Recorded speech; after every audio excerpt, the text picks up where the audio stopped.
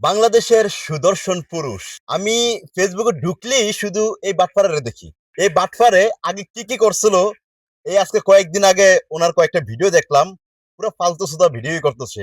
বাংলাদেশের সুদর্শন পুরুষ নাকি তিনি দাবি করতেছে।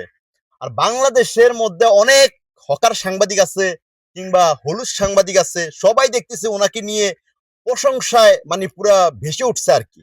যাই হোক, একটা কথা বলি, ওরে দেখে মনে হচ্ছে ও বেডা না বেডি না হিজড়া, এটা আমার জানা নাই। তো বাংলাদেশের সবাই তারে সুদর্শন পুরুষ মনে করতেছে। আমার দেখা কয়েকজন সুদর্শন পুরুষ হলো আল্লামা তাইরি হুজুর, দেলোয়ার সাইদি, মিজানুর রহমান আজারি, কুয়াকাটার হাফিজুর রহমান, হাবিবুর রহমান মিসবা, আরো অন্যান্য অনেক ওলামায়ে কেরাম। তারাই বাংলাদেশের সুদর্শন পুরুষ আমার দেখা। আপনাদের দেখা কি? অবশ্যই কমেন্ট বক্সে জানাবেন। আহ ইনি নাকি বাংলাদেশের সুদর্শন পুরুষ। আল্লাহ সবাইকে হেদায়েত দান করুক, সবাইকে বুঝার তৌফিক দেখ। সবাই বলি আমিন।